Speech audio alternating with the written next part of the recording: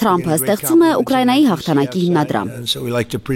Ուկրաինական հաղթանակի սակագինը Չինաստանի նկատմամբ նոր պատժամիջոցները կլինեն։ Ծրագիրը նախատեսում է չինական ապրանքների վրա 500% սակագին։ Ստացված եկամտից զենք կգնվի Ուկրաինայի համար։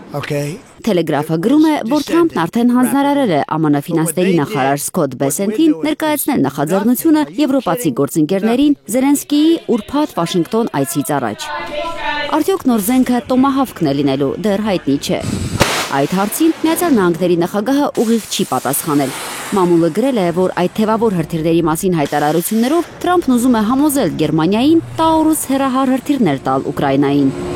Ըստ ռազմական կոնֆլիկտների ուսումնասիրության ամերիկյան կենտրոնի, եթե ԱՄՆ-ն տոմահավքներ ուղարկի Ուկրաինա, մոտ 2000 ռուսական ռազմական օբյեկտներ կարող են հայտնվել դրանց թիրախում։ Տոմահավքները կկառավարեն ամերիկացիները, եթե մատակարարումը հաստատվի։ Это служит еще одним убедительным свидетельством отсутствия. Սա արևմուտքի քաղաքական կամքի բացակայության եւս մեկ համոզիչ ապացույց է, որ նրանք չեն ուզում խաղաղություն, ինչի մասին այդքան շատ են սիրում խոսել։ Պաշտոնապես Մոսկվան եւ Պեկինը տոմահավք հրթիռների հնարավոր մատակարարումը անվանել են անկայունացնող գործոն եւ սադրիչ քայլ։ Ռուսաստանը սկսել է օդային պաշտպանության ամրապնդումը Կալինինգրադում եւ Կուրիլյան կղզիներում։ Չինաստանը արդիականացնում է իր վաղ նախազգուշացման եւ հրթիռային պաշտպանության համակարգերը։ Չնայած ՆԱՏՕ-ի գլխավոր քարտուղար Մարկ Ռյուտեի հայտարարությանը